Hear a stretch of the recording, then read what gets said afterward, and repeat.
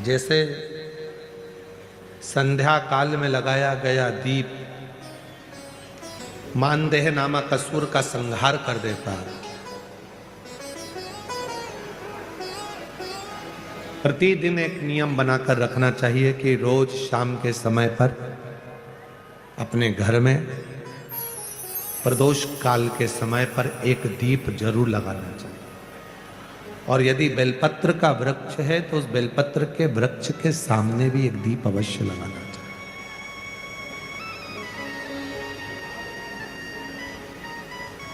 6 महीने में, 3 महीने में, 2 महीने में, 1 महीने में ऐसा नियम बनाया करो कि मुझे बेलपत्र की पूजन करना।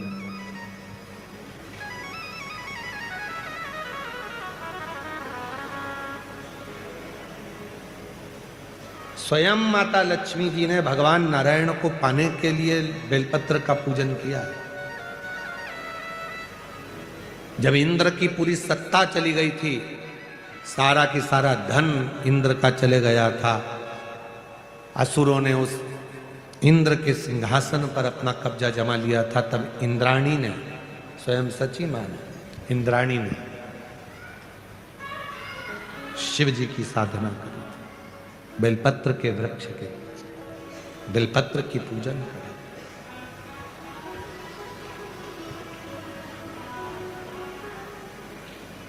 कभी दिल कर जाए तुम्हारा तो कभी महीने में, 1.5 महीने में, 2 महीने में बेलपत्र के पेड़ के नीचे जल लेकर बैठो। बेलपत्र के वृक्ष के नीचे दूध नहीं चढ़ाना, बेलपत्र के वृक्ष के नीचे दही नहीं चढ़ाना, शहद भी नहीं चढ़ाना। बेलपत्र के वृक्ष के नीचे जब आप बैठते हैं, बेलपत्र पूजन का एक विधान होता है कि जब हम बेलपत्र की पूजन करते हैं तो 2 कलश पानी के भरे हुए, एक अपने सीधे हाथ की ओर, एक उल्टे हाथ की ओर रखा जाता है। पूजन की थाली बीच में रखी जाती है। 2 बत्ती का, लंबी बत्ती का, 2 बत्ती लंबी घी की जलाई जाती है। लंबी बत्ती बेलपत्र के वृक्ष के नीचे 2 बत्ती लंबी जोड़ा बनाकर उसको जलाया जाता है। फिर दोनों हाथ में कलश में जल है। बेलपत्र के वृक्ष के नीचे दोनों हाथों का जल धीरे धीरे शिव जी का स्मरण कर कर, नारायण लक्ष्मी का स्मरण कर कर, मां आदि शक्ति गौरा का स्मरण कर कर, रिद्धि सिद्धि गणेश का स्मरण कर कर उसको चढ़ाओ। प्रार्थना करो, विनय करो, मेरे जीवन में बहुत कष्ट है, उसको मिटाना है आपको।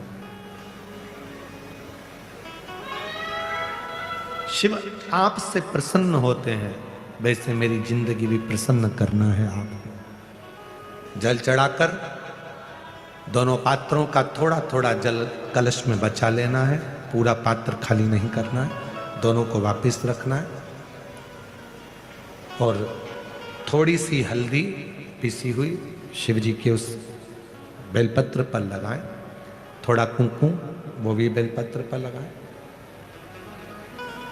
7 दाने अक्षत के, केवल 7 दाने अक्षत के बेलपत्र को छुआकर अपनी थाली में रख लें।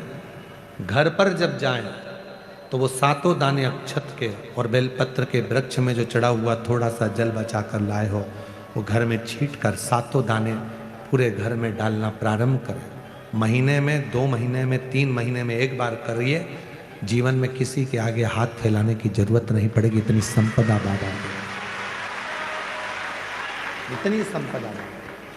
बेलपत्र की महत्वता को लोग जानते नहीं है। एक प्रदोष की महत्वता, एक बेलपत्र की महत्वता। अभी हमने पहले भी कहा, एक कथा प्रदोष काल की रह गई है। एक बार हम दिल्ली बाच रहे थे पर वो पूरी नहीं हो पाई क्योंकि पानी आ गया था। हम प्रयास कर रहे हैं उस कथा को कुबेरेश्वर धाम पर, क्योंकि उसमें प्रदोष काल की कथा में टेंट नहीं लगता। तो प्रदोष काल की जो कथा होगी सीहोर कुबेरेश्वर धाम में, उसमें टेंट नहीं लगेगा, उसको खुले मैदान में बांचना पड़ता। आप और हम सब खुले मैदान में बैठकर प्रदोष काल में उस कथा को सुनेंगे और उसमें प्रदोष की महत्वता को जानेंगे। पूज्य गुरुदेव द्वारा बताए गए सभी उपायों के लिए चैनल को सब्सक्राइब करें।